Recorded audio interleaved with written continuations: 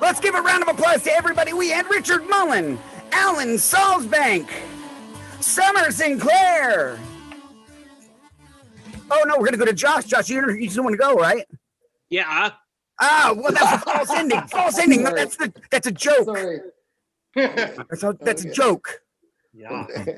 It's a joke. Hilarious. Okay. Professional shows. Okay. Yeah, hilarious one. All right, ladies and gentlemen, coming to the stage. Last but not least, Josh. I didn't mean to not use you. I didn't see you for a second. Please speak up in the future. Anybody, if you're here and want to perform, just speak up. We're almost family, spread around the world.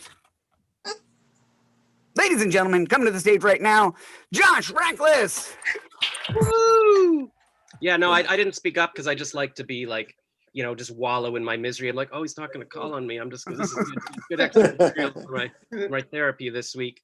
But now I guess I know what Kevin's wife feels like when they're in bed together, and he's like, I'm gonna do it. Oh, I'm just kidding. That was just a joke. It's not happening.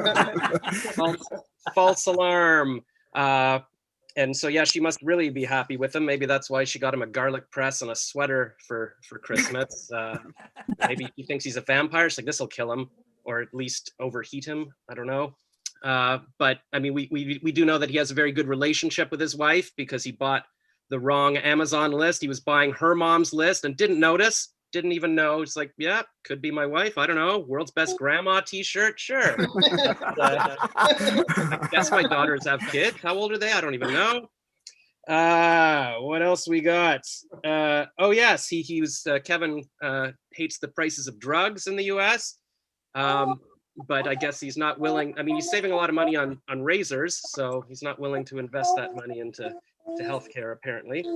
And then we had Richard Mullen coming to us from the Upside Down and Stranger Things. As you can see by his screen, it's a little muddy, little craziness.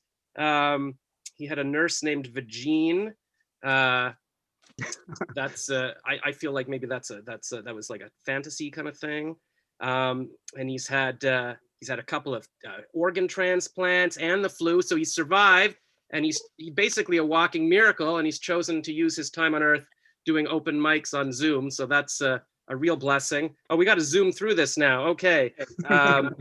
We did laugh at Richard because he's got sniper lights pointing at us from behind him. So that's good to use threats to get people to laugh. And from the glowing white, I wonder if maybe the transplants didn't work and he's a ghost. That's possible as well. Then we had Alan taking comedy to feel young again. And to show us how young and hip he is, he's decided to be very off-center in his webcam and not really look at the cam. That shows he's very current, and also has a painting in the background instead of a television.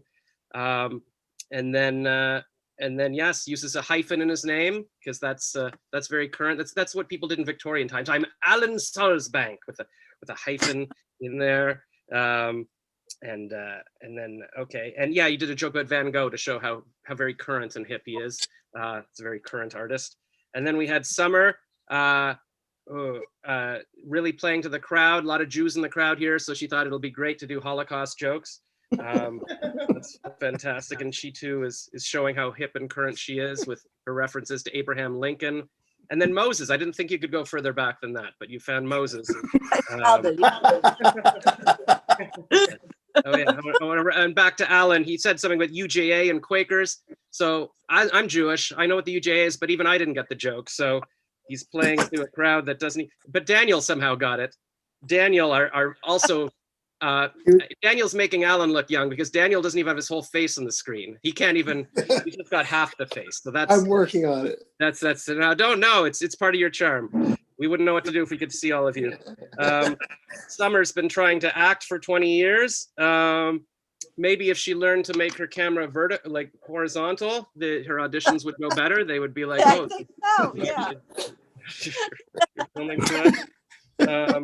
Yeah. Maybe if I got out of the kitchen, maybe. Oh yeah, I don't know if you showed you had like a wall in your apartment or anything. Yeah. Or maybe if you got references more recent than Pauly Shore, possibly. But it's nice to hear he's alive. I guess the people would appreciate. I can't even read what I wrote here. We heard from Strap. Oh no, we didn't because his mic doesn't work. So that's good. But we don't even know if he's looking at us because his hat is over his eyes. So maybe that's why he can't find the on button for his mic. Who knows? And then we've got we had Alex. Alex had a lot of jokes about crimes. What do we got? Snorting cocaine. He opened right up with, and then Bill Gates is a serial killer. I think maybe Alex is the serial killer because he's doing this show from prison. Clearly, he's got a white wall there, plugs with nothing even in it because they won't let you have appliances. He's got a green jumpsuit. Slept with, but he says he slept with a few male professors, and I guess that's what they call people in prison, professors. That's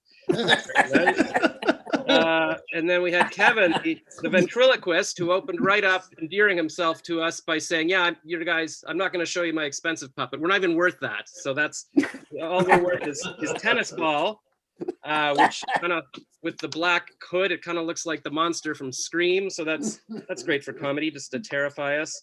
But then to wow us, he's like, "Oh, he brought out another puppet. He brought an Elmo, and he's such a great ventriloquist that he had Elmo not say anything." So that's a nice move as a ventriloquist. And then he wanted to show us that he's very current as well. So Elmo did a joke about Elvis, which I'm sure, well, some of us in the crowd, Alan's probably too old to even know who Elvis is. And then I don't even, and then he had and then as his final extravaganza to show us, he's like, "Oh no, I was just kidding about Elmo. I'm going to show you my amazing ventriloquist skills. I'm going to have my tennis ball lip sync to a song that's playing." Wow.